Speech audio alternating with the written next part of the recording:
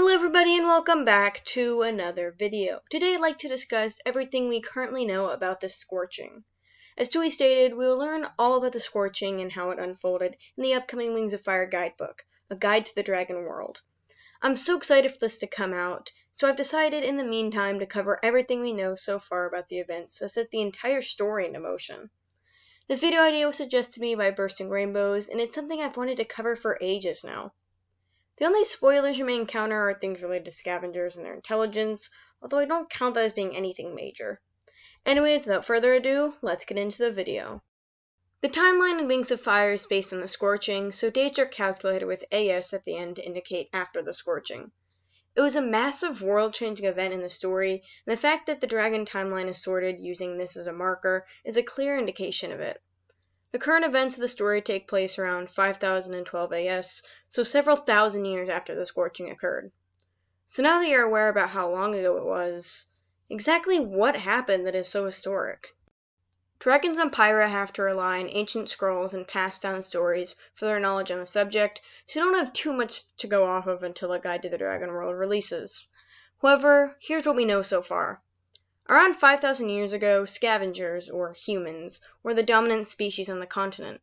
Dragons typically submitted to the scavengers and were either seen as some kind of wildlife or just creatures that worked for them. The exact role they played back then was unclear. However, the dragons had decided to overthrow the scavengers, killing as many as possible and almost entirely wiping them out. Ever since then, humans had been raised to fear the beasts of the sky, hoping the events wouldn't repeat themselves. Once the dragons had rebelled and became the dominant life form and the apex predator of their world, they formed tribes and appointed a queen for each one. Presumably not all of the tribes existed at this time, but once again a lot of the details have not been shared on the subject. I'd assume that genetic traits began mixing and ended up forming a wider variety of tribes that evolved to be able to survive in different climates. After the events of Scorching had taken place, the exact story of what had happened began to get distorted and almost fully forgotten over time. Webbs even stated that the story was likely comprised of fairy tales or legends due to the fact that there could have been no way scavengers were ever that intelligent or capable. Humans became so focused on surviving in the world that they probably had never spent much time caring about how the dragons overthrew them, or that they had even had complex thoughts, but rather focused on how to hide from them instead. This is likely how the story ended up being mostly lost to time with its details, and it's very hard to keep things completely accurate over the span of several thousand years regardless. The dragons began to underestimate scavengers and focused on their own societies, but their newfound kingdoms and tribal systems ended up leading to constant warfare.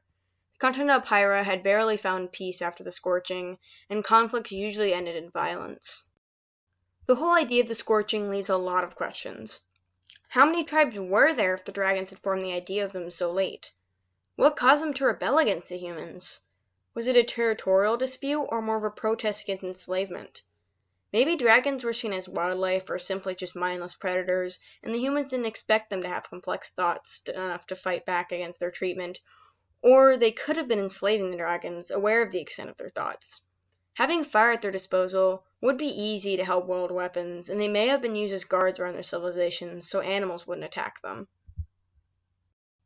Scavengers and dragons may have been able to communicate, though the method would have been lost to time as they separated from each other after the Scorching. If Ren was able to learn to speak dragon, I think an entire continent's population would be able to as well, without the threat of being burnt to a crisp when they made an appearance. Whatever the case may be, the Scorching poses a lot of new possibilities. How did animist magic come to be? Was it a result of this dragon uprising, or had it been something that existed before? Though I don't think all of our questions will ever be answered, this is a pretty neat concept to explore. I hope the fandom discusses more in depth and focuses on all the possibilities. Anyways, that's pretty much it for this video. Thank you guys so much for watching, and I'll see you in the next one. Bye.